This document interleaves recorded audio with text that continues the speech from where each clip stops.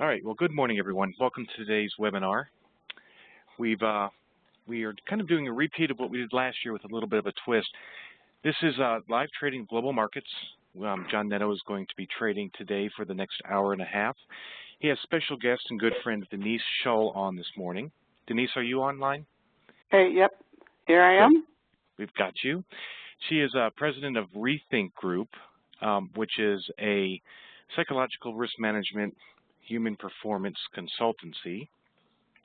She will be keeping John on a leash today and holding him back a little bit. Last year, for those of you that joined John and I, we had quite a bit of a quick trading hour and a half, and Denise is going to work with John, especially on what's going through his mind as the trading takes place today.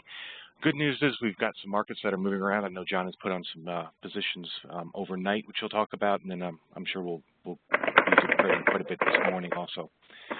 So I do need to cover the risk disclosure this morning, so I need to put that up on the screen. I'm just going to quickly read this. Sorry, but this is a necessity.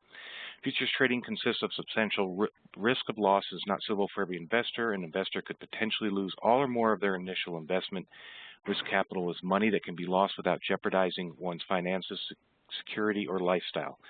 Only risk capital should be used for trading, and for those with sufficient risk capital should consider trading. Past performance is not necessarily indicative of future results. In the light of the risk, you should undertake such transactions only if you understand the nature of the contracts and contractual relationships into which you are entering and the extent of your exposure to risk. Trading in futures and options is not suitable for many members of the public. You should carefully consider whether trading is appropriate in light of your experience, objectives, financial resources, and other relevant circumstances. Okay, with that out of the way, let's go ahead and talk a little bit about Denise and John. My name, by the way, is Doug Janson. I work for CQG. I am a product specialist and pretty much work with the energy crowd and traders in Houston and Calgary. Denise comes to us. She has been on a number of TV shows. She blogs on a Psychology Today and has written a book. Denise, can you just tell us a little bit about yourself and how long ago did this book come out, and how long have you been president of ReThink? Sure, Doug. The short and long version of me is I was finishing my master's onto my PhD in neuropsychology at the University of Chicago when I took a hard right turn and became a trader upstairs at the CBOE. And that was in the 1994, 1995.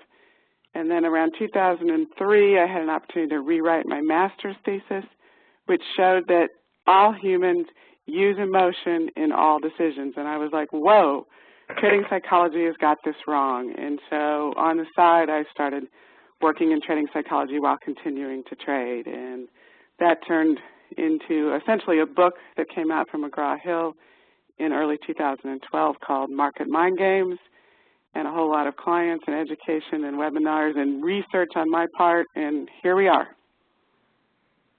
Excellent. And so we will take all of this great information and work with John today. John, for those of you that don't know John, John has been around quite a long time. I've known John as a CQG user for more than a decade now, and he has been interested in the markets ever since he was a young teenager. John, is your second book out yet, or is that due out next year? That's due out next year. Okay. And John has been on many TV shows, actually just recently too. John, why don't you just give us a short recap, especially you were talking to me about some shows you were just recently on, and describe what you were talking about. Yeah, it was on Fast Money Tuesday night. First of all, everyone, I'm John Netto. It's great to be here. Great to be here with Doug and Denise. And of course, the CQG, it's the third actual live trading webinar we've done with CQG. If I can really quickly, while I talk about this, I just want to give a, go to screen sharing here. Have I been enabled for screen sharing, guys? Because manage panels, audio view, event options. Interesting. The section from the rehearsal yesterday is not here where I would share the screen. Yeah, I'm told, John, that you are able. So let's. You're missing something on your screen to might be. take control. So make sure it's not covered up with another window. Well, this is cool. I'll just. No, it's all grayed out right now. My desktop is grayed out. It's not letting me share it. Do you, if you go to the top screen button, are you seeing a share button that allows you to drop down? No, absolutely not. This is what's absent from yesterday. On me, is that there was that spot there yesterday. It's not there now. And when I remove that and I go to just the normal file panel, it should have the share, but it's all grayed out on the share. John, why don't you log out, log back in? Okay. There it is. It's there right now. Wait, give it a second. I think it's going through now. Okay, boom. Did it come through? We're up. Yeah, we're up. Okay, cool. Okay, guys. Obviously, this is a live trading webinar, and a bit like last year, you know, we didn't waste much time and dance around. We kind of got right into it. As we did the rehearsal yesterday, sat here pretty aggressively in some gold puts. You know, and felt we were at an inflection point to see gold and silver break down technically. Like the overall macro backdrop that take place, just to familiarize you with what you're seeing here on the CQG screen. Upper left-hand corner is the P&L on the day, which is about 66,000 right now. Here are the positions on them. This has been a pretty good day for me so far. It's not even it just turned 9 o'clock here in the morning here in New York. This is on $1 million trading level. It's my personal account. And, you know, just got some monster fucking moves in gold and silver this morning and was just aggressively positioned for them. As it stands right now, I'm long 10 call options on the weekly S&P to expire Friday, up a little bit in that. I'm short 5. S&P had a move overnight. For a reference point, I got long these like 1673-ish yesterday at like in the afternoon. Let's see, does it show the fills in here? No, I think it just shows today's fills. And then today, and then early this morning, S&P had a rally overnight, sold into it, took off some deltas, and went from there. I'm short treasuries right now. I put on a risk reversal in the treasuries, kind of for the similar reason why I was short gold actually, but the treasuries are going in the opposite direction. So initially, you know, the government shutdown and whatnot is putting a bid in the treasury market. I think actually that we're pretty close to a resolution being passed. I thought that would actually send gold down, it would send silver lower, and vol in both those markets was relatively cheap.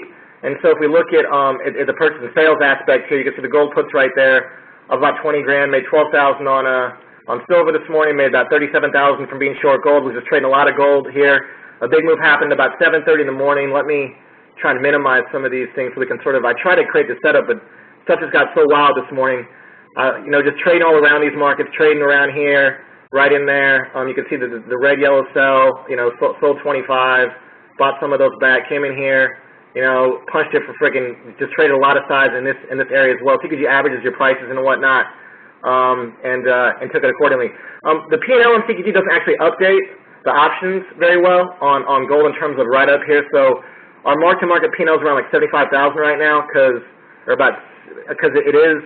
These right here, maybe like 73,000 right now, because this right here, the loss in TY, the gain in the S&P, and the loss in the puts in TY, none of this is being factored into that number right there. So even including the 8,600 right there. So just to give you guys the context of where we're at, came into the day actually down a little bit. Gold actually rallied overnight, but we're on the precipice, or at least where I think the market's position anyway, is with non-farm payrolls coming out.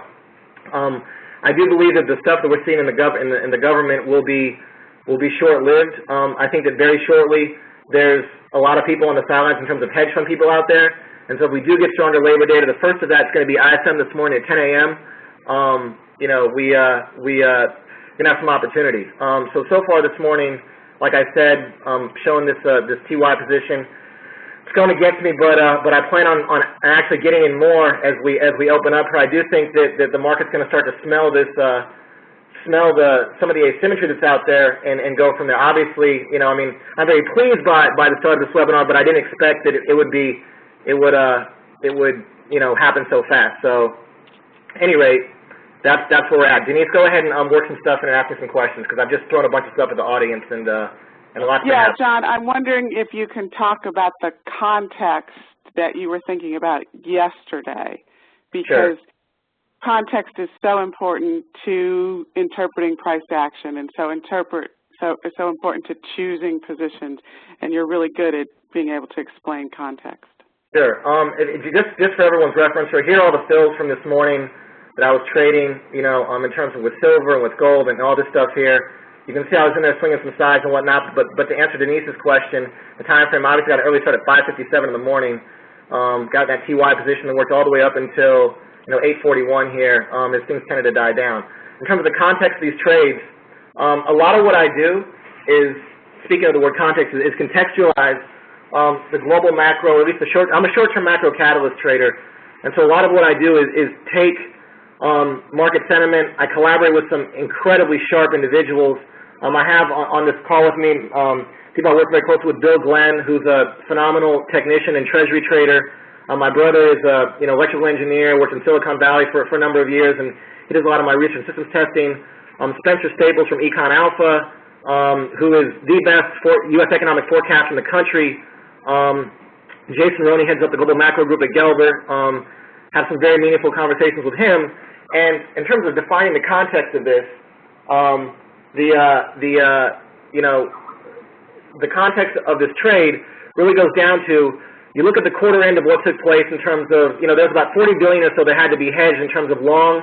You're looking at S&P that was up 10% in the quarter and bonds were down 3%. So the last 5 days of the quarter, you sort of had this asset allocation mix that went into place, and a lot of that was, got done, and the street did pretty well on that. So when I look at the position sizing here, I'm thinking that this is an environment that could set up well for, now that not so much about the government shutdown, but more about the asset allocation model that went into play. We know the number of CTAs and speculative hedge funds have not been as active in the last week or so, sort of waiting for the government meltdown to kind of come in a little bit.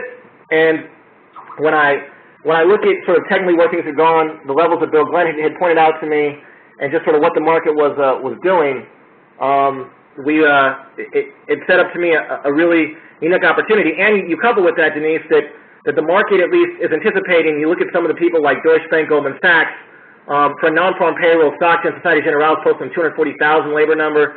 So if the market begins to smell some of the stronger econ data, it's going to put a lot of pressure on gold, it's going to put a lot of pressure on treasuries, and I think it's going to send S&P higher, especially given the last 4 or 5 days that we had in the market on the S&P and in treasuries to go down. Now, the treasuries are not obviously cooperating with my assessment of things right now, but that's okay because gold and silver more than did. And that being said, I'm nowhere close to being done with this trade or done with these positions. I think that the TY can break back below 126, and when I also look at the context, Denise, I'm thinking about, okay, let's just examine like best case scenario, worst case scenario in terms of what could happen with a fiscal cliff. There is what I would call a time asymmetry or time asymmetry associated with the bullish or bearish events of this. If the worst case scenario happens with the treasuries right now, or with the government shutdown, okay, it will be weeks before we realize the magnitude of that. One of the benefits of trading weekly options is that if the best case scenario happens and there's at least a perception of a continuing resolution to be passed, that's a short-term scenario. So it's not as if we're going to come to this date and at one moment we're going to know good or bad. If good happens, we'll know fairly soon. If bad happens, it's going to be over a more prolonged period, and that won't have as much impact on at least I believe anyway, at least this is my thought process, on the short-term aspects of this market. And you couple that with, if you read through the Fed minutes last time, I think the Fed right now has a serious credibility issue, given that they did not taper. They obviously left it open, that they really confused a lot of people with their forward guidance.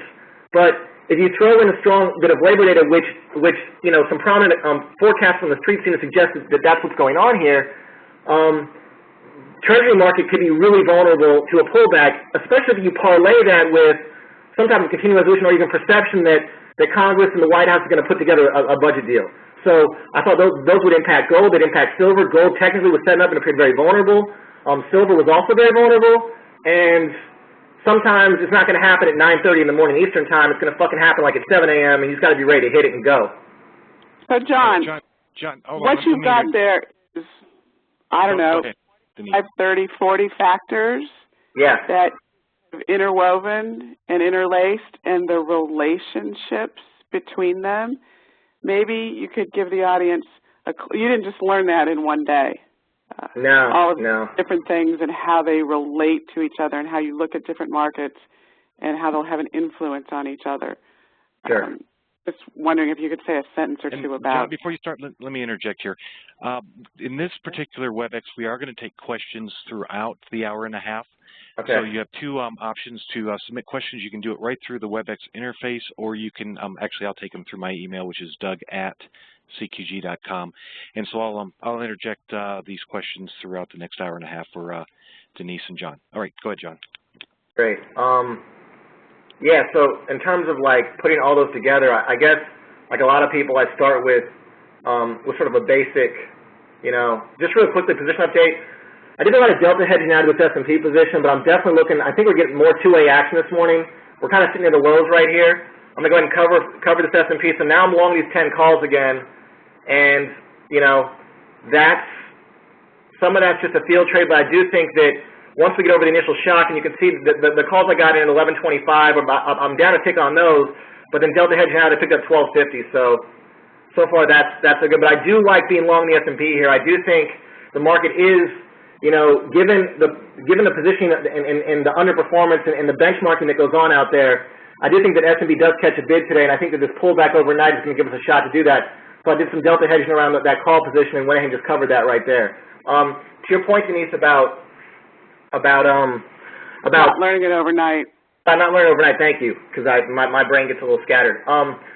In terms of not learning overnight, you're right. It took a lot of time, a lot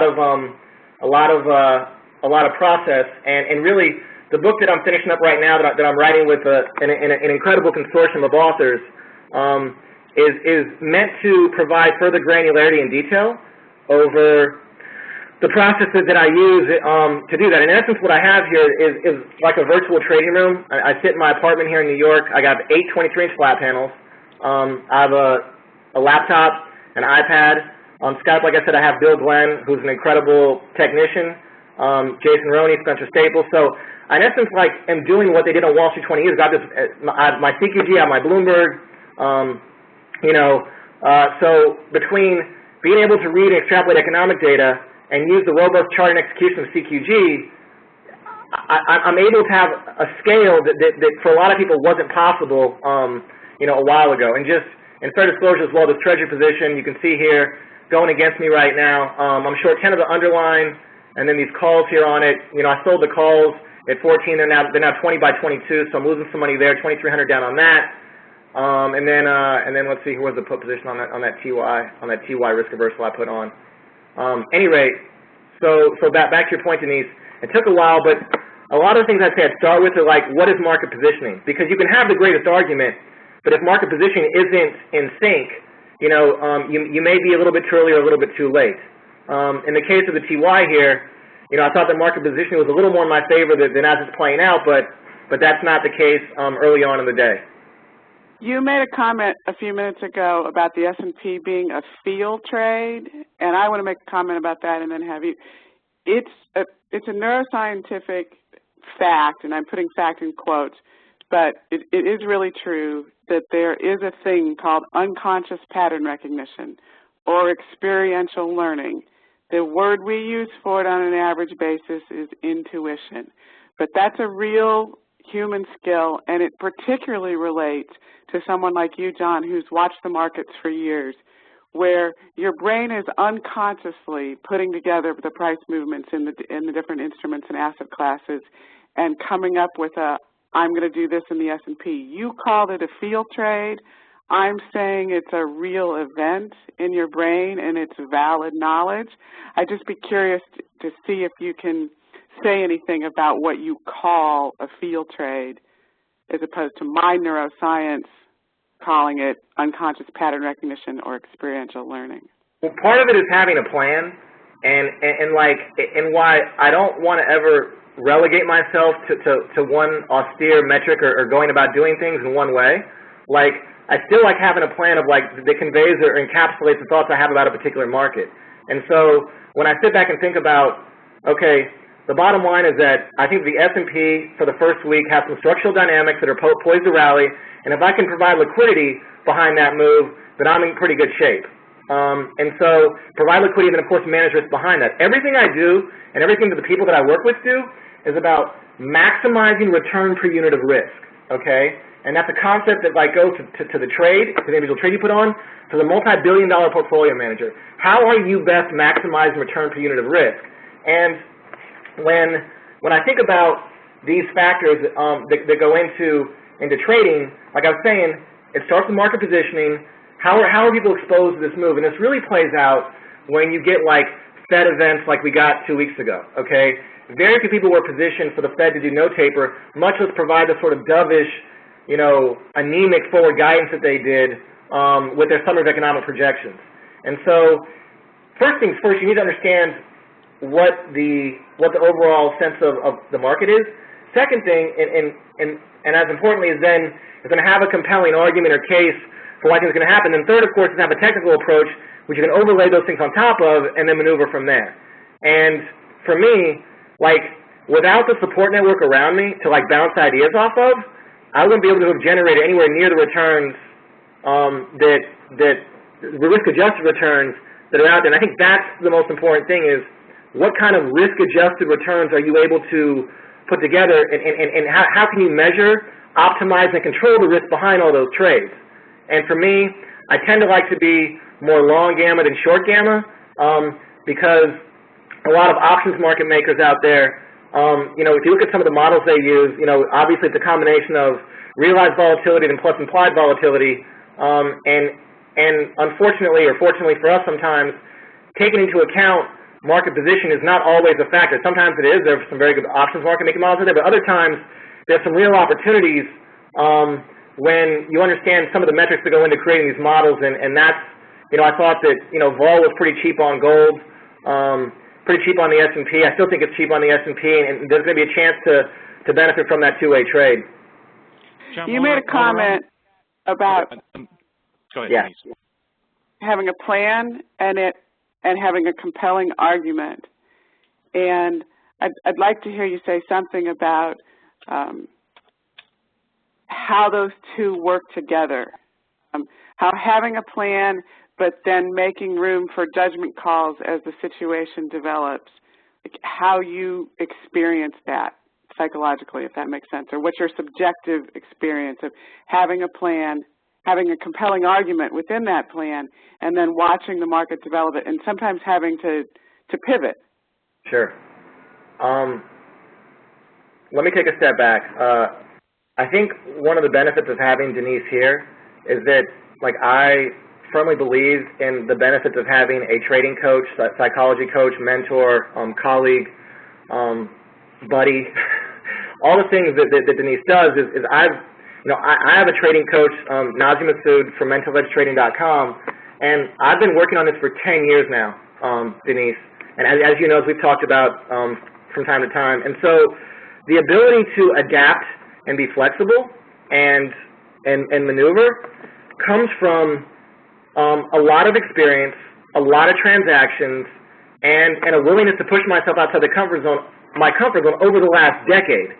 And so when I think about the losses I took early in my career, the struggles I had as a trader earlier in my career, they didn't necessarily they didn't pertain to my methodology. They pertained to my belief in my methodology. And that I really believed that I had an edge.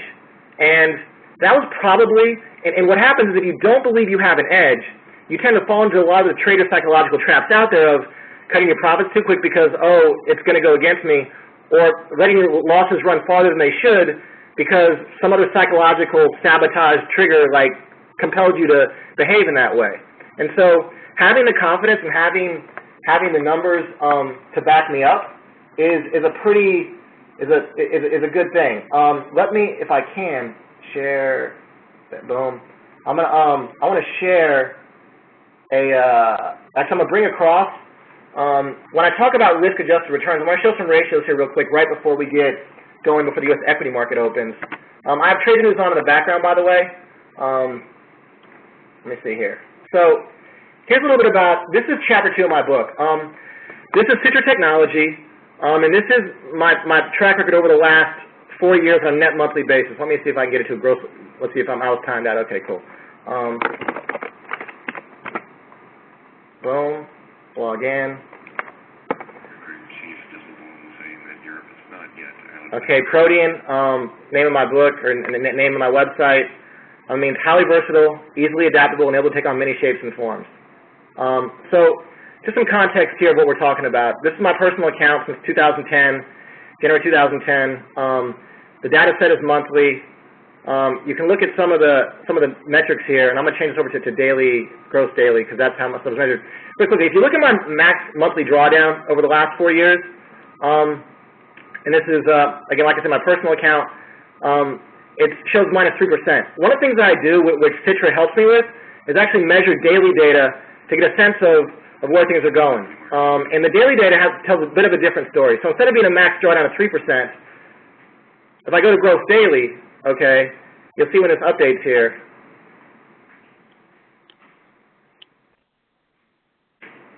We're now dealing a drawdown with just a little bit, that's close to 8.5%.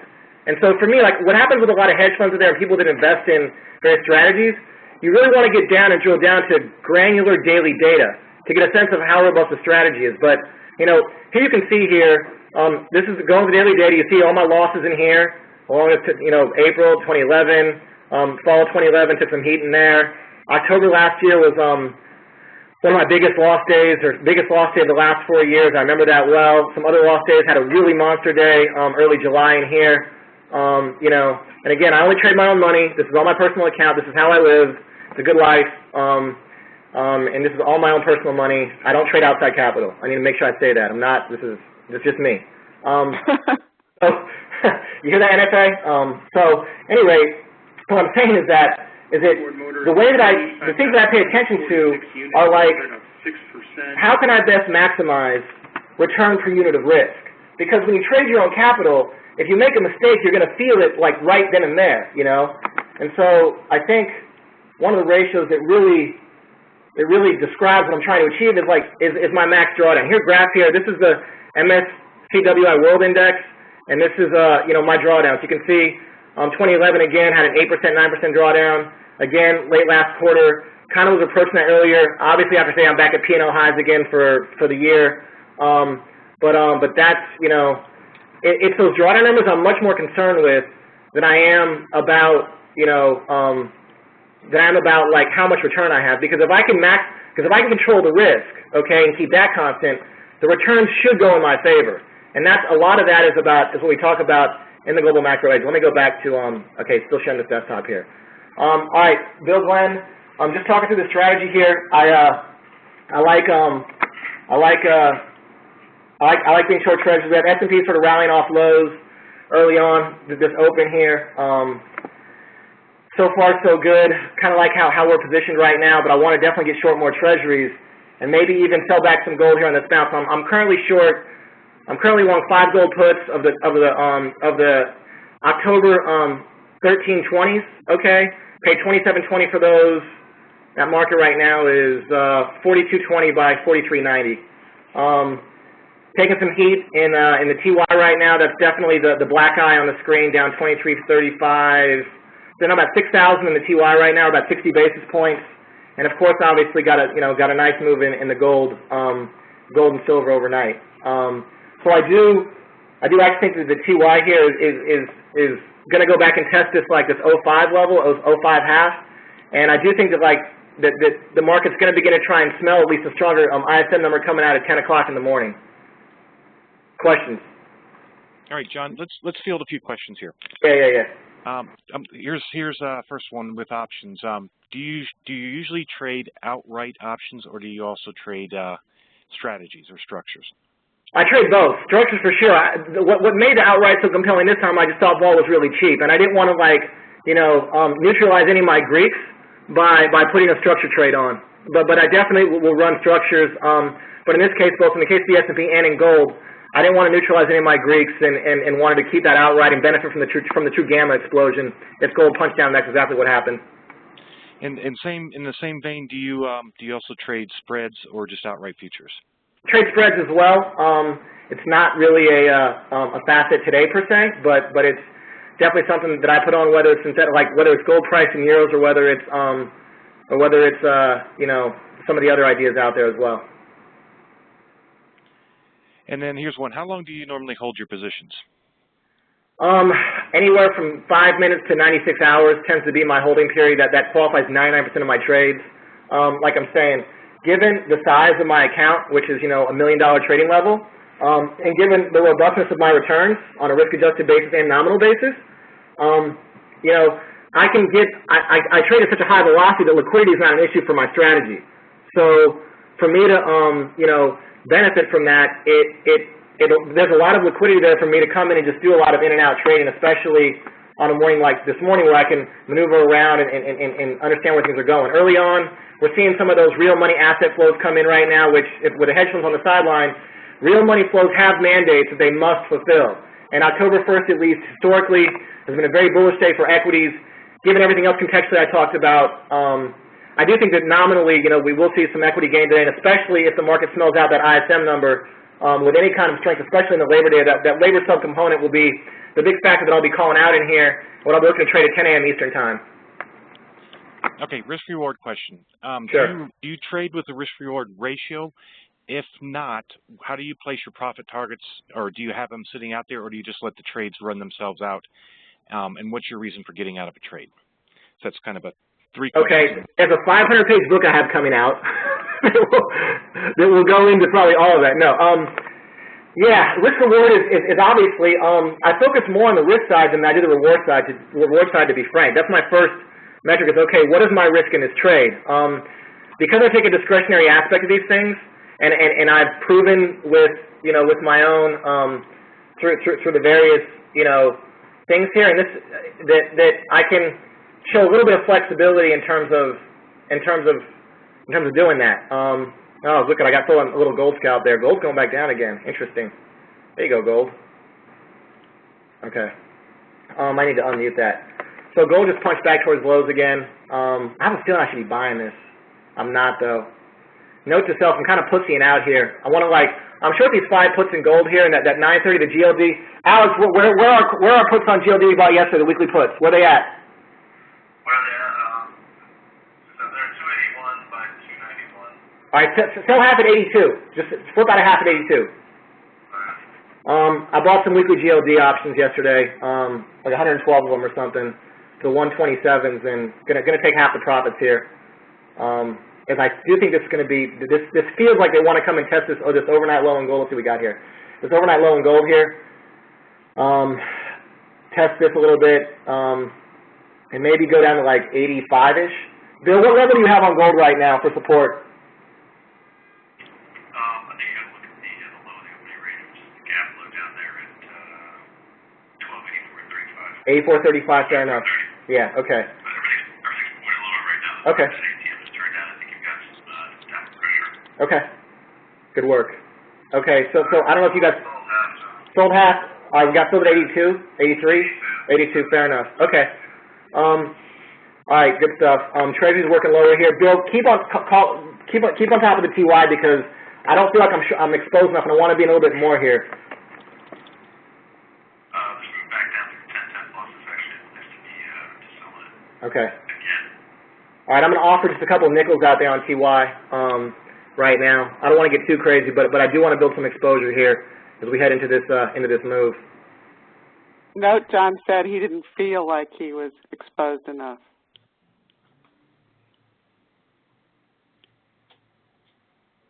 Alex, keep an eye on gold and call it if we get back to 1287. I got the alerts on CQG going, but here, Denise, I got a question for you while John's looking out that position.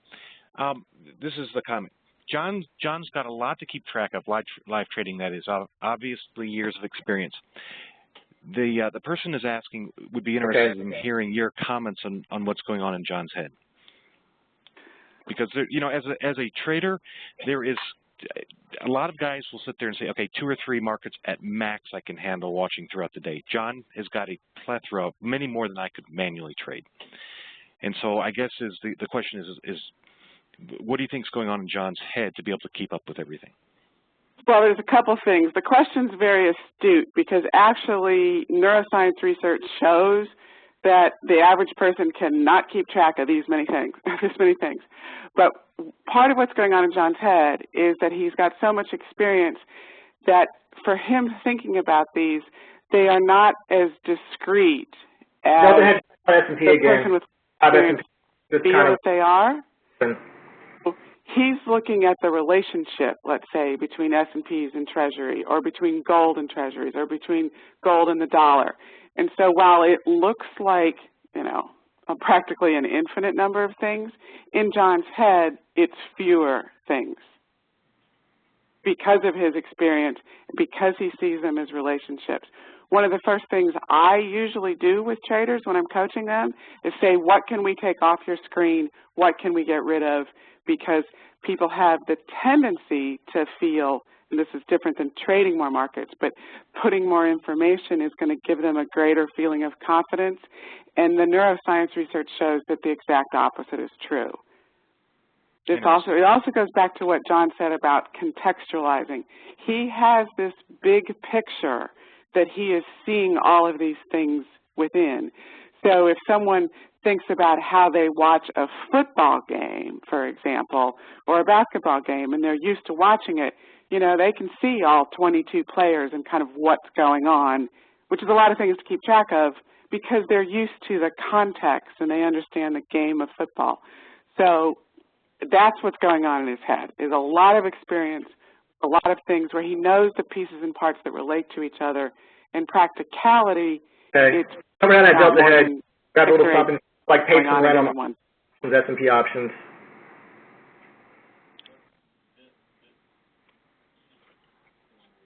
Go ahead, Denise. Continue going. I just want to interject on maneuvering positions here. Doug, did I get to, did we answer that, essentially answer that question? No, I absolutely love the answer because I've never thought about it to that level, to where I'm on the 2 to 3 markets max for myself, because I'm not a relationship trader per se, and I can understand. That's interesting when you say that John actually looks at them as relationships. So when we might see 8 different markets, in John's head, it might be 4 relationships or even less. And that's the dynamic of the market as well. Let's face it. I mean, there is, you know, there's been times where short yen, short gold, short treasuries was all the same trade. You know, and the only question was what idiosyncrasies behind each of those markets was really was either contributing to relative underperformance or overperformance. You know, and so I think, you know,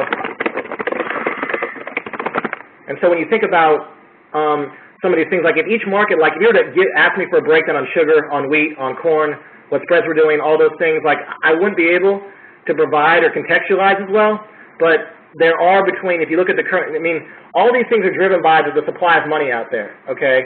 And for me, gold, metals, currencies, treasuries kind of have to become one trade more or less, so I'm not sure which one's going to provide the biggest bang for the buck. You know, yesterday, being short treasuries was a much better trade than being short gold, and some of that was, I believe, quarter-end dynamics at play. But if you look at some of the, you know, some of the aspects, that overnight, gold screams to new highs, treasuries still perform weak. This morning, gold sells down. So when we think about, you know, what's going on there, there's some interesting things. Just found out Obama's going to be speaking, I guess at 12:25 Eastern Time today, which means about 12:40 Eastern Time, given his punctuality. Wow, did I say that? So anyway, those are the thoughts that run through my mind. 9:42. I'll stay on the clock, okay? Don't let me get talking too much. Remind me we got the 10 a.m. number. Every 5 minutes, give me an update. All right. Here's a side question, John. The dots on your charts. Can you give us an idea of what they are? I programmed a MACD, a very basic 535.5 MACD in here. Nothing particularly fancy. It just lets me know that, like, to save space on my screen, are we below the MACD or above the MACD? And right now we're technically below the MACD because I have this magenta dot there, you know, on the 60-minute time frame. It's just a quick visual reference point for me on my blue charts that were once red and green, but because of Denise's webinar, I changed them to blue or sky blue, so I wasn't as stimulated, given my penchant or propensity to become stimulated rather easily, as you can probably tell. And then let me interject, the triangles you're seeing on John's chart are actually buys and sells. The 5, you can see the little horizontal yellow line on the chart in the middle there. He's working a 5 lot. You can see that on the trading interface. He's working a 5 lot sell at 10 even on the 10 years, the D's 10 years, which is almost getting filled, or about to get filled. Oh, that's not good. Oh, so we got to straight cancel that one off. Yeah, I like the first move that went down. Bill, what are you seeing on the TY right now? Well, you're basically looking at it back down to 5+6+ area. Okay. Trying to work back down. Here, Denise, I got a side question for you. Yep. You know, a lot of the traders, just like John, you know, have been trading for years and years and are, you know, on a trading desk anywhere in the world. And let's say they're doing extremely well the last few years, and management comes to them, and this has happened because I work with these guys in Houston a lot, and they're like, okay, you know, you're doing all this, you know, you're making money for us, but how are you doing it? You know, why are you doing it? What makes you, you know, the trader you are? Is there a way that this can be quantified of what's going on through John's mind? Or is this more something that it is not a black and white answer to a question from management?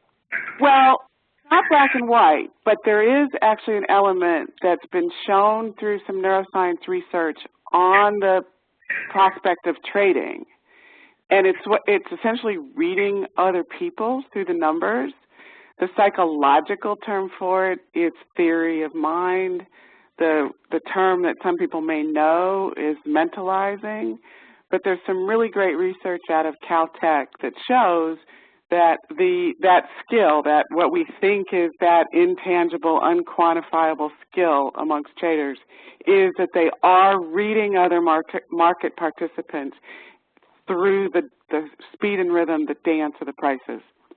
And so, for example, I've given the head of a bank desk, who's in Asia, by the way, I said, look, let's map out all the people you know who are trading in your market. And that process of actually, you know, explicitly, cognitively, consciously thinking about who they were trading against, he admits helped him. That matches up with this research on theory of mind or reading other people. And so I know John's doing that whether he knows he's doing it or not. And I know that any good trader who's doing well, who can't answer that question, is doing that because the research shows it, because when you really listen to them talk, they'll also talk as if they are talking about other people. You know, the technical term is anthropomorphizing, but they're not really, because there really is other people behind all those numbers. Even the algos, there are people behind the algos. And so I believe it's a matter of thinking not only in terms of relationships between the market, but who are you trading against? And, you know, what are they thinking? It's a skill everyone has, and it's a skill everyone can develop more of. What we haven't gotten to is test for it in, like, trader talent assessment, which is one thing I want to be working on. Okay. Gold bottom out initially. This is, if we get a bounce and go back to 1300, I'm probably going to want to sell it again. I think if this data comes in hot, gold goes down to 84 level, Bill. If we get a stronger subcomponent on that on this ISM coming up at 10. All right, John. Here's an easy question while you're going through that. Someone writes, why not just trade 200 contracts on the E-mini S&P versus why are you watching all of these markets? And is diversification going to be the answer you're going to come back with? I'm not in a ton of positions. I'm only in, like, I'm only short 15 treasuries. I'm in a risk reversal on the treasury, which is in essence the same position except some different metrics behind it, but more or less the same exposure. And I'm in some long calls in the S&P and a small put position on gold. I mean, it's not, you know, and if I'm in the S&P position, what I think happens, I missed the entire move in gold this morning, you know? And so, to me, like, when I have a pretty compelling macro theme, you know, 3 or 4 ways to take on exposure to that is what's worked for me. And that way, if there's one event risk, like someone says something about gold or whatever, like maybe TY, and it goes against me, maybe the TY or maybe the yen won't be as impacted by it. But obviously, there are days when on a risk-adjusted basis, some markets perform and other markets don't perform. Which reminds me, actually, one of the newsletters you talk about, you know, putting together the trade. For those of you who've heard RV Macro, just got filled another one. Now short 20 TY plus a 25 some. Look at a delta of probably what, short 43-ish, 42 right now, given where the TY is at. I want to get another 35 or 40. Well, I want to be short 50 TY in the underlying and plus a 25 going into this ISM, okay? And so if you go to the website, rvmacro.com. Greg and Neil do a really good job in terms of, they pointed out the whole, asset allocation stuff when I talked about the $40 billion program. They're all over that stuff, and so that helps me contextualize market positioning. So when you look at like a newsletter like an RV Macro that helps put that together, and you have confidence in the people that are around you, and you look at someone like Spencer Staples, who tends to crush these economic forecasts and put things together, there's a lot of good stuff going on. 12 minutes to go until this release. Minutes. Doug, can I make a comment? Sure, certainly.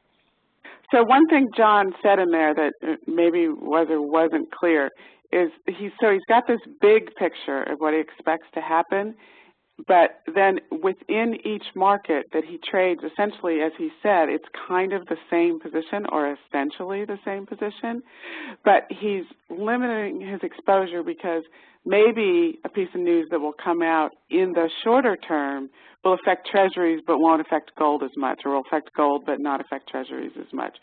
So it's the nested dolls sort of thing, in that he has this big picture and multiple trades to take advantage of this bigger picture, and that gives him more flexibility as opposed to having 200 contracts in it.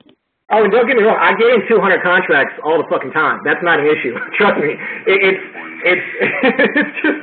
just in the case of this overnight dynamic, I didn't want to be exposed like that in one directional. But like there are times when I'll be short 200 Treasury contracts because that's what's appropriate.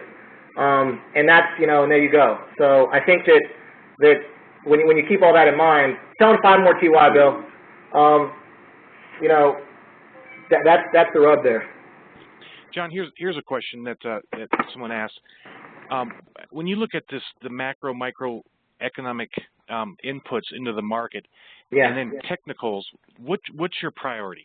I mean, do you look at the overall picture and then technically base the trades, or do the technicals just reassure what you've already put on in the position based on macros? It's both, because like this morning in gold, I was driven more by, I had the overarching theme, but I didn't think the market would be able to process that necessarily at 7 in the morning Eastern time. But technically, I thought there was a lot of shenanigans that could happen, and just given the technical vulnerability of gold and silver this morning, that was more of a compelling case to me. But to have the overarching macro backdrop that I just articulated, laid out, also gives me that much more conviction to hit it with size. And ideally, what I'm trying to do, and I go into detail about this in the book, is I'm trying to build a consensus of non-correlated strategies so that I can leverage them in more concentrated positions. Okay, meaning like 3 or 4. So if I have Jason Roney from Gelber, who feels this way about the market, I have Spencer Staples from Econ Alpha, telling me about certain economic aspects, and RV Macro, and then Bill Glenn, and then so on and so forth. Coupled with my ability to synthesize that information, now I can just fucking put it all together and just smash shit. You know what I mean? And that's how I trade. And that's what I did in Marine for 9 years, just understanding how to handle the heat, and manage risk and make, I think the best thing I do is I can make a laydown on big size. I can be in big size and be wrong and just make a laydown and get out. And, not think anything of it. 2 weeks ago, I had one of my bigger losses in 4 weeks while in Chicago, and, I was just wrong.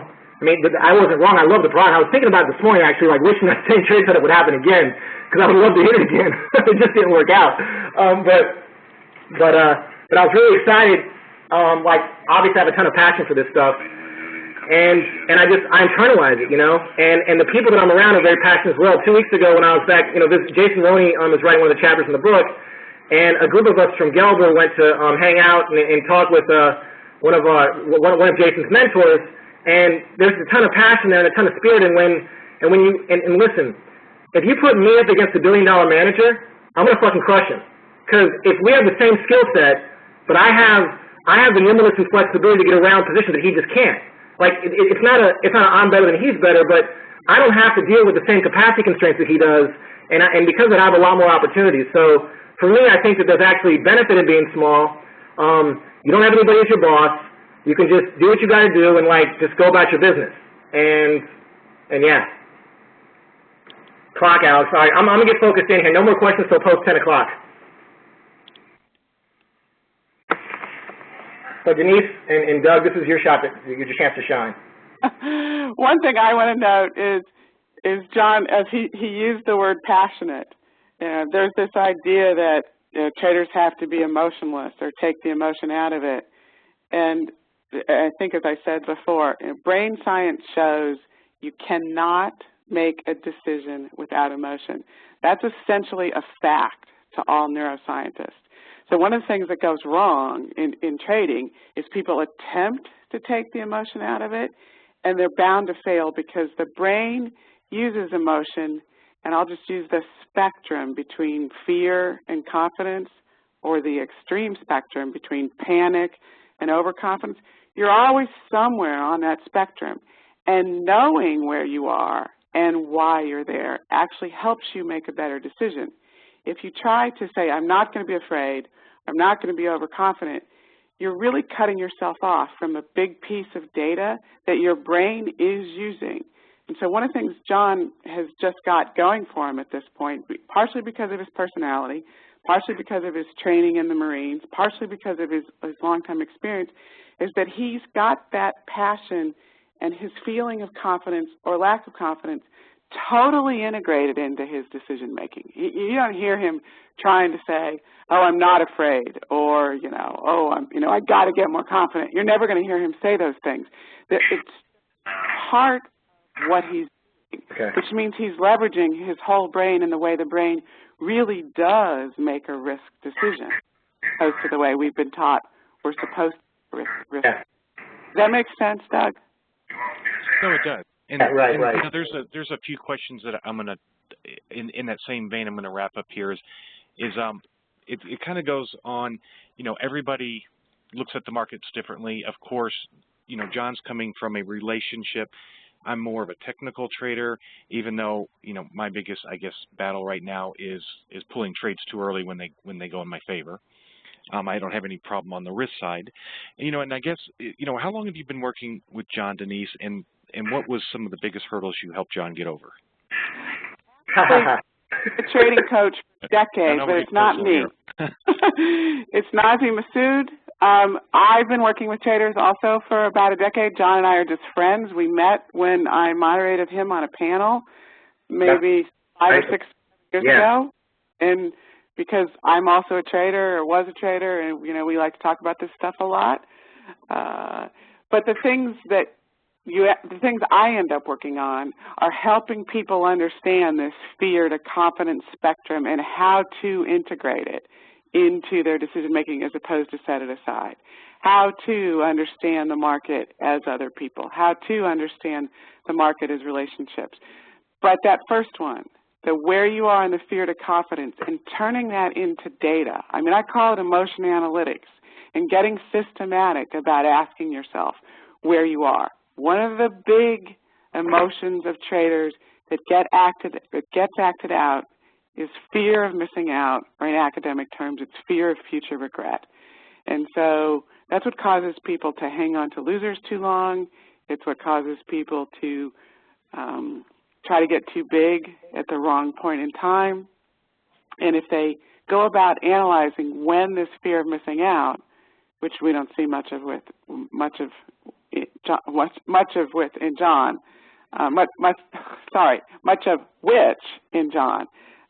but I see that all the time in all kinds of traders that I coach, from heads of prop desks to bank desks.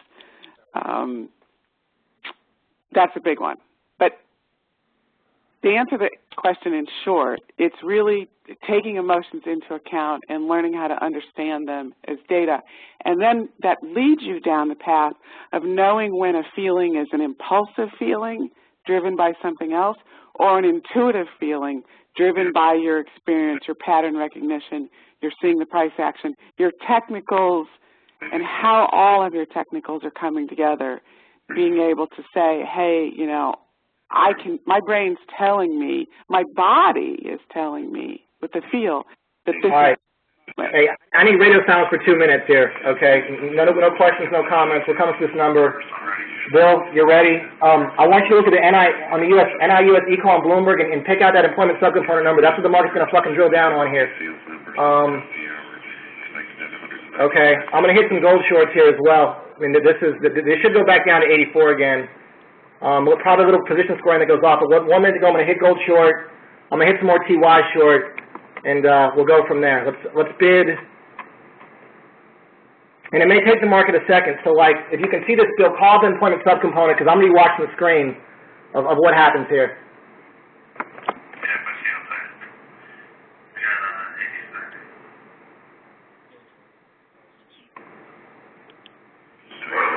September U.S. sales up 4% to the other.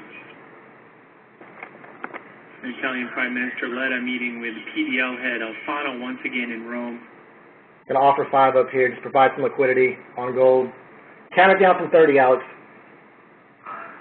Okay, minute left. The sales figure is on an adjusted basis, a little bit below expected. I got Trade the News on in the background. That's just a backup. Units for trade 164,500, 169,000 expected. All right, short 5 more gold. We're not getting up there.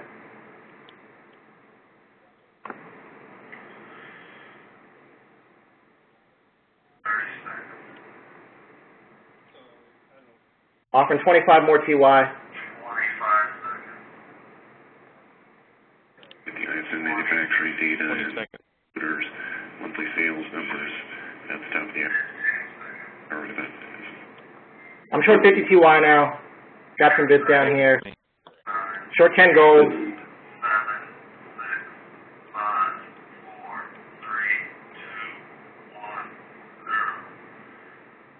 GMUS, September, vehicle sales fall 11%. Estimate, down 4.2%. U.S. Gold selling. 56, 56. Covered some. What's that employment at? U.S. Employment 55.5, that's strong. 55.5, that's hot. Cancel that stop out. 3.2 previously, and new orders down. Inventories up at 50.0. And the prices index at 56.5 above the consensus estimate, above the prior reading. The employment index also rising to 55.4, short 25, I'm going to ride that. 53.3. I'm riding the short gold as well. Motors reported auto vehicles 187,000. Hey, bid, cancel those. Hey, bid, Bill, bid me 84 on gold for 5. General Motors. Bid me 5 at 84. Down 11% year over year.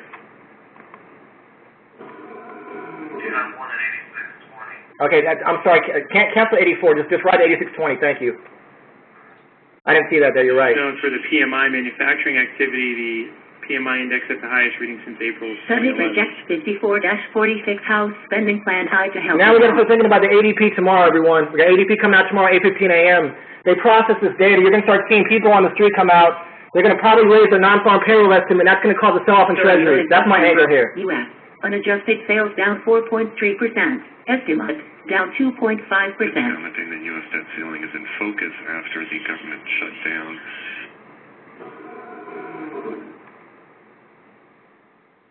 New orders hung on that 60 level. That's also important. It's saying that the new orders was a big component of that strong ISM last month, so it hung on to that 60 level, which is good to note. In both the budgetary process and critically in the prospect of the debt ceiling being raised in a timely manner to avert risk of default.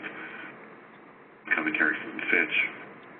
A formal review of the rating with potentially negative implications would be triggered if the U.S. government has not raised the federal debt ceiling in a timely manner prior to when the Treasury will have exhausted extraordinary measures and cash reserves. That's mid-month.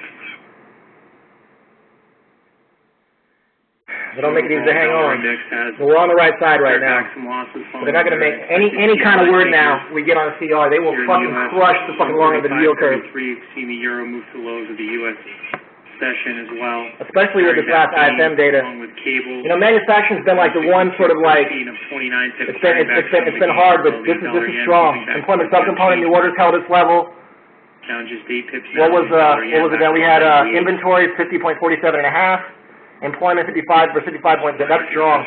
Strong employment number there. And again, gold's paying us, but treasuries aren't. Interesting. And S&P already issued their downgrade 2 years ago after the first debt ceiling fight. Moody's recently moved their outlook to stable from negative on the U.S. government.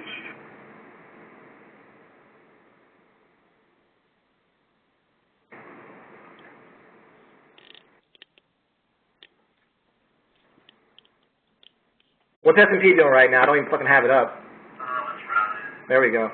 It's kind of meh. Yeah, no, I get it. I get it.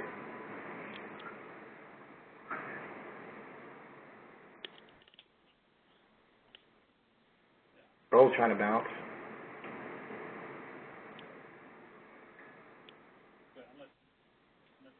All right, this is where I need Wall Street to be a little bit smarter, you know, and where I get in trouble sometimes because to me it all makes sense. Like, why wouldn't you now come in and sell this market off? Didn't you just read the fucking ISM report? Don't you know what's going to happen over the next 24 hours? Everybody, come on, get with it. Let's go. But that just means you're seeing the pattern set up, John, earlier, which gives you a chance to get positioned.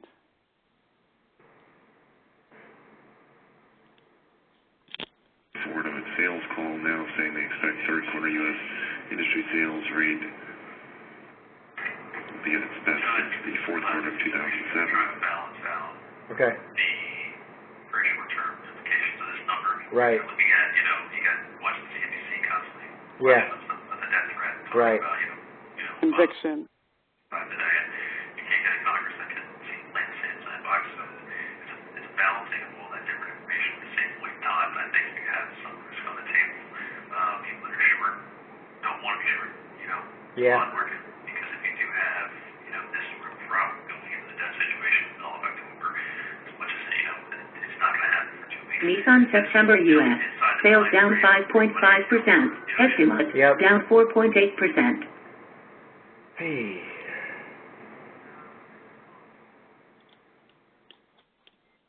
Cover gold, flat on gold. Feel like I can offer it out at a higher price now. Feel like 1,300 may give us a shot. Still short 25 TY. I'm still in that risk reversal on TY as well.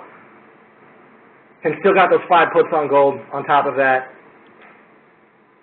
which have done well.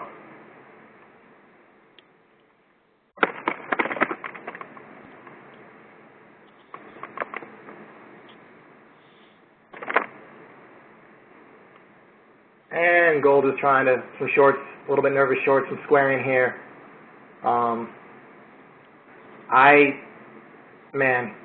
This is where you got to be near the computer, everyone, because if they put out any kind of CR, the focus is going to go straight to the strong econ data, especially with this employment number. We got ADP tomorrow morning.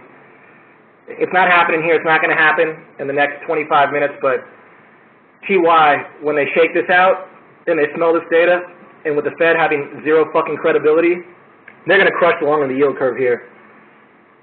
Not going to happen right now, though, but I'm going to have to pitch a 10 a little bit on this bad boy. And I want to be short a lot more, but not right now, because I can feel, to Bill Glenn's point, as he was just telling me, some of the short-term position balancing that's out there right now is going to make this a little bit of a tougher trade. And I love being a part of nonlinear moves or explosive moves, South Africa, but the we'll take it, We're under the number. Fiscal got a piece of it. And the government's focus is on reining. I think we're in good shape. Reigniting economic growth. And it's important right now to focus on the process, not like I'm up or I'm down, but it's the process of what am I doing, not that I'm confident or not that I'm despondent, but that okay, what is the process, and then based on that, not on what I'm up on the day, because it's very easy now to want to protect your profits. And what I've been very good at is fighting through the urge to protect profits, because it's about what the trade is. John, when you get a second, I got a bunch of questions on go ahead. The background and who's talking to you. Fire away.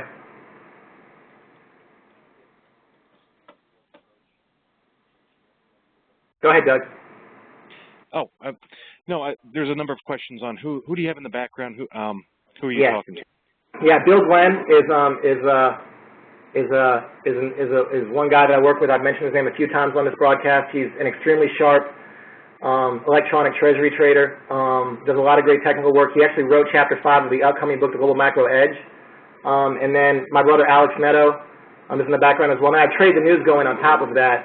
And then I have I'm on Bloomberg IB, and I'm IBing a number of people and just reading what they're saying as well to just process this information. But yeah. Saying that anticipated unwinding of U.S. quantitative easing and expectations of improving next question. Economic growth leave little room for rebound in gold prices over the next few years. And comments from Fitch. Protect profits. Yeah. Yeah. Profits are meant to grow, not be protected. I was thinking about John. the urge part. Yeah, no, the urge, yeah. What metrics do you use to position size your trades? It all comes down to risk. Like, what's my risk on this trade? I'm in $1 million account, so, what's the most I want to lose in a day, in a week? And then if it starts going my way, that's when you can use leverage responsibly to build on that. So for me, it's about my initial position to a non-farm payroll week. I'm willing to risk, 800 basis points, about $80,000. And that's my risk budget for the week, because oftentimes these trade flows take on aspects that go longer. So, when I bought the gold, puts on the gold futures yesterday, it was a $55,000 purchase, but most of that was time decay because of the expiration being in 27 days later. So in reality, like, my risk was about $22,000, $24,000 on that. And that's a good start there. Even if the trade went against me, This is CNBC calling here. Hold on a second. Hey, what's up? Hey, Sharon, how's it going? Denise, here's a question for you. Okay. It seems like a basic one, but I'm sure you've got a good answer for it. Why do you make better trading decisions when you're not in a trade? Is it not for the fact that you're removing the emotion? The gold market is smelling out some of the strong econ data. Right here, all of it. Can you run it by me again, Doug? Oh, certainly. It's certainly just, it says, why do you make better trading decisions when you're not in a trade, or I could even say simulating a trade or a simulated account? Is it for the fact that you're removing the emotions? Is that why you tend to trade? It's not that you're removing the emotions. It's that it's that the intensity of the anxiety of wanting to be right is less. It's still there, but it's less. So what's happening when you're in the trade, that intensity of wanting it to work is not something you're working with. And if you were working with it explicitly, you could make it more like when you're away from the screen or when you're in sim. But when you try to set it aside when you're in a real trade, it actually works against you. When you're not in a real trade or you're away from the screen, the intensity is less. Having said that, one thing I recommend for people to do is when they are in a trade, walk away from the screen. It's one of the hardest things for people to do, but it will let them remember, hey, I'm in this trade for these 3 reasons. It will let them remember why they're in a trade and what their conviction level is, as opposed to being overstimulated by all the data, because watching all the data is actually really compelling you to make a judgment call, and then that's creating a higher level of anxiety. One way to lower that is, to turn your back on it and remember why you're in it and what your conviction level is. So both sides there, what I'm talking about is understanding why you feel confident and understanding why you feel anxious, analyzing those 2 things, and then that clears you for your thinking about the and see what you act on. You don't have to control your emotions. You just have to control your actions. And that's interesting you say that. I found over just recently in the last few years is after putting a trade on is minimizing the trade windows with already a stop or a profit objective in there, because looking at that trade ladder is what brought up the anxiety. And right. And Research shows it's one of the problems with plan the trade the plan. Basically, the human brain, when it detects uncertainty, and it's going to detect uncertainty in the market no matter what you tell yourself, it's compelled to make a judgment call. And so by sitting there staring at it, we're just basically setting ourselves up to fight this unconscious compulsion to make a judgment call. And so if we can walk away or minimize it, we just lower that natural unconscious process that urges us to make the judgment call. That's why I asked to say something about fighting through the urge to protect the profits, because I wanted to get that exact. No, and that comes though, like, and Denise is absolutely right. Like, I get a sense that this treasury trade maybe not work out immediately, like we were just kind of talking about. But like, one of my challenges sometimes when I get out, like getting back in, you know what I mean? I settle down. You know what I'm saying? When I settle down, I can be at times more conservative, and is, you know, like if you look at some of the risk returns here, I want to point something out, you know, in that it was February of 2012 when I met two people that helped take, you know, listen, 2010 and 2011 were solid years, but I met Jason Roney through George Dowd late January, early February 2012, okay, and his mentorship and tutelage to me has been immensely valuable, and I also met Spencer Staples in February 2012. And if you look at the risk-adjusted return since 2012, I've had one losing month in the last 17 or 18, so Jason over there at Gelber, I know he has this up on his thing right now. I want to say thank you, and the collaboration I've had with Jason has been amazing, and the collaboration I've had with Spencer Staples from Econ Alpha, econalpha.com is, I mean, y'all see the results, you know what I mean? So you don't need to, like, it's great when you don't need AUM to make a living, when you can make it on alpha. You know, and John, I also wrote a note to myself to look this up. Can you tell us, I've never heard of Citra Design before. Are they mainly just a portfolio risk metrics software, and how do you get your trades into that? Great question, Doug. Citra is a group out in San Francisco, Silicon Valley, technology company, and what they do is allow me to get much more robust risk metrics, and every day Advantage Futures sends my files via CSV file over to Citra, and then Citra aggregates them and then compiles all the data and then gives me all these risk metrics. So when I want to test the strategy, when I want to see, you know, when my account's performing well, or I want to get some of the more institutional ratios like the Sharpe, Sortino, information ratio, max drawdown, what's my correlation to the S&P? You can see here, you know, zero, basically nothing. What's my beta? Nothing. You know, skewness. These are all positive things that if I can quantify my risk, then I can better optimize it, then I can better control it. Okay, and that's what Citra allows me to do with their technology, and that's why actually they write the closing leg in the book. And well, you are a stubborn motherfucker, T.Y. God. And work it that way. Like I said, John's got some passion, clearly. Yeah, I got something. What I got right now is a short position TY that's going the other way. Frustrated with TY. Talk about that in, you know, maybe a different way.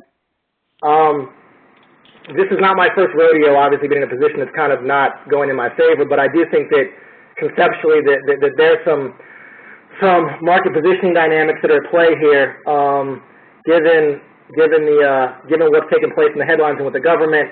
I actually thought that one spread I was looking at overnight is the Boone TY spread, and just sort of trying to understand where fixed income real money flows were going. We still did come off of a pretty, you know, performance-wise, a compelling quarter for asset allocators out there, and if you know Greg and the guys over at rpmacro.com, you know, are right, and they usually are, some of that still may be at play here in terms of that allocation, in terms of maybe longer-term portfolios are squaring off some of their fixed income versus equity exposure in here. We talked about having a two-way trade in the S&P. Looks early on like the S&P. Let's dig up a chart here. But to your point, though, it's more of a comical because you have to have levity when you trade, Denise. Because pardon? You have to have a lot of levity when you trade. Because right. This game's a joke. I mean, really. Like, are you kidding me? If we all actually knew what were some of the compelling decisions or mindsets of people when they made buy and sell decisions, I'm speaking from experience, it's almost laughable. Like when you think about sometimes how little or how impulsive investment decisions are, you know, and they're not. And when I talk about my aha moment in the book, The Global Macro Edge, when I think about my aha moment, it was understanding that the way that capital found its way to talented managers is so freaking inefficient. There are so many sharp and profitable traders out there that are light years ahead of some of these long-only mutual fund managers, yet there's not an appropriate mechanism to put capital in the right place. And so if the mechanism to allocate capital, forget everything else which I can go down, okay? But if the mechanism to allocate capital is not correct, okay, and the most talented, prepared, diligent managers are not putting capital to work in the markets, this creates price discovery, all right? And you know, we talked about, like, you know, what TY is going to do, how gold should sell down lower. So, okay, so I'm down fucking 6,000 TY today, but up 40,000 in gold and up another 30,000 on the puts. Fine. You know what I mean? I'll take that. So that's, you know, and some of that, it just is what it is, and there you go. So I want to make a point in there for everyone who's listening. Some of the latest research shows that if you say what you're feeling, no editing, no editing whatsoever. You're frustrated, you're angry, you're fill in the blank.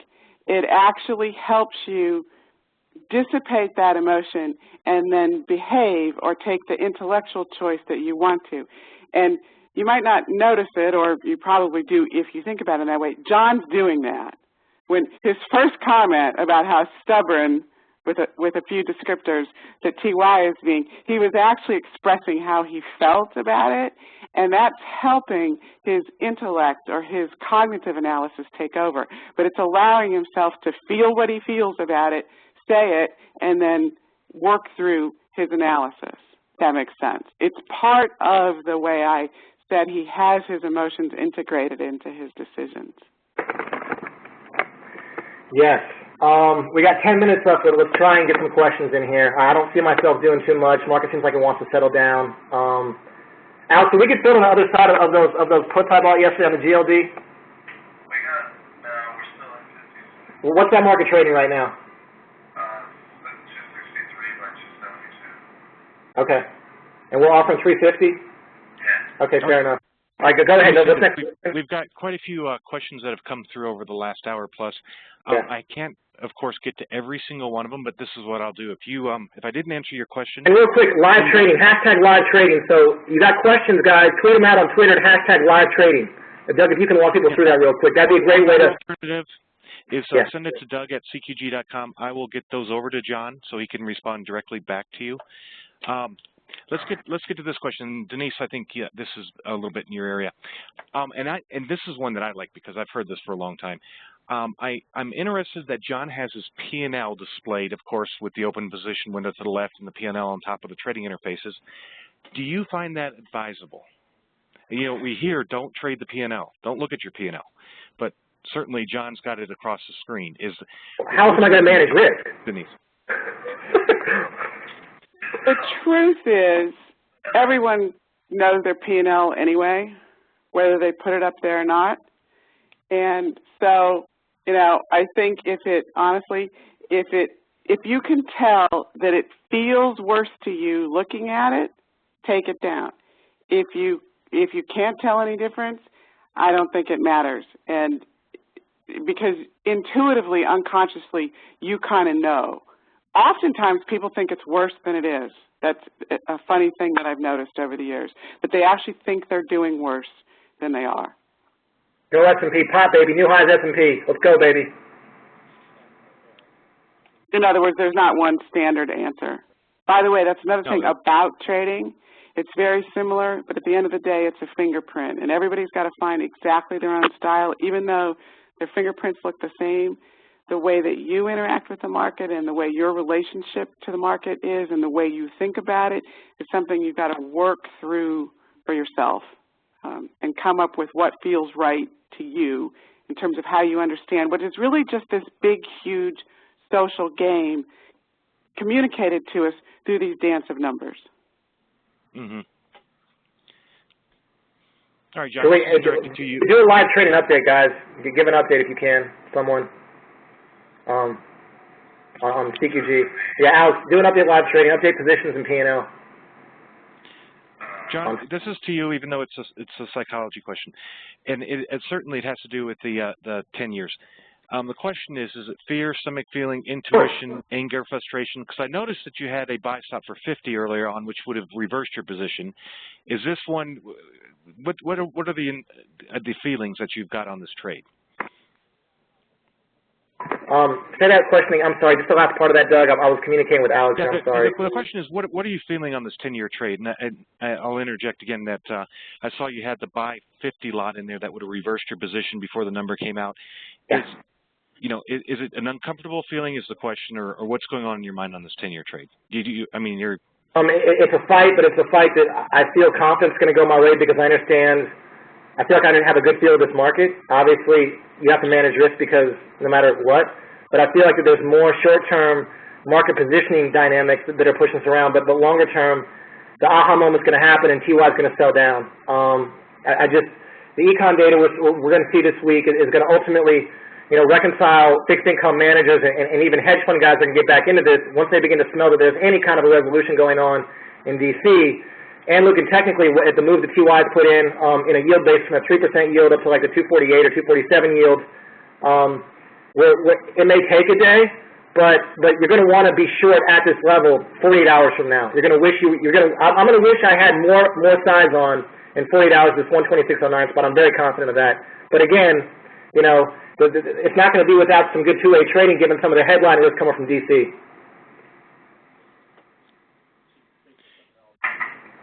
Does that answer the question? No, it does. Here's another question. This is a pretty funny one. Do you take breaks? How long do you work, and how many hours do you put in a day? I trade probably 3 hours, 4 hours a day. Today was an exception given, truthfully, this was a huge exception given what the market was doing. But I normally trade in the mornings, and then I work with Alex and others because this is a pretty intense thing. You can probably tell. I couldn't go like this, all day long. 3 hours a day, 4 hours a day. Like yesterday, I really took it easy because there was no econ data. We had a lot of ambiguity over the headlines. It was just tough to do too much with that. But net though, it's 3 to 4 hours a day, and then maybe 3 to 4 hours of phone discussions. And I've also been writing a book for the last 2 years, The Global Macro Edge. I want to make a point about that. It's true that physical fatigue and decision fatigue affect trading results. And a lot of traders feel like they've got to spend all the time in front of the screen. It's probably the biggest P&L killer that there is. And so what John's doing by trading only in the morning is really helping his ability to make a decision. There's lots of neuroscience to back that up. But people have got to fight through that feeling of that they're going to miss something. Everybody feels like they're going to miss the greatest trade of the year if they don't trade the afternoons. And it's really one of the biggest P&L killers that there is. It's why people make money and then give it back. It's simple decision fatigue and physical fatigue. If you're tired, you'll misperceive risk. That's a proven fact. It also helps having a team around me, too, that I can trust, Well, John, we got about 4 or 5 minutes left. Why don't you give us a wrap-up, what you're looking at for tomorrow and later this week, and some potential plays that you might be waiting for in on the sideline. Yeah, I like treasuries to head lower. I'm still, I got 5 gold puts out there. Got a TY risk reversal. I'm effectively short, probably like 40, 42 TY right now. We're up around 84, 85,000 on the day, which is about 8.5% of the account. Obviously, that's a huge day. The timing couldn't be better for a CQG webinar, really. I expect it to continue. One thing that's also challenging, we talked about protecting your P&L. I'm in no mood right now to protect my P&L. When I talked about 2 weeks ago, I was up 50,000 overnight on some treasury puts, and actually ended up losing, about 50,000. I had 100K swing against me in the next 10 hours or so. But I was totally cool with that. And I didn't emotionally like it right away, but from a process standpoint, it's there. I have no intention of letting off the gas on this thing. And in the short term, I think maybe we've settled, but it's my intention to keep on pounding this thing and to play this trend because if the data comes in hot and we get a resolution, S&P is going to rally. We'll see 1,700 on the S&P this week, and we'll see yields back at 270 on the TY. Excellent. Denise, it was wonderful having you on. Are you located in Chicago or New York? I'm actually I'm located in New York. My marketing team is in Chicago. What is the best way for people to contact you? Is the email? The best way is through DLB for David Barklow at the rethinkgroup.net. Hold on, I'm putting up your info, Denise. Well, this is the time to, The book is Market Mind Games. There you go. There we go. At Denise Shull on Twitter is your, I think the ReThink group, yeah. Yeah, those are all good. That's interesting. German fixed income kind of selling off here a little bit, getting back near those overnight lows.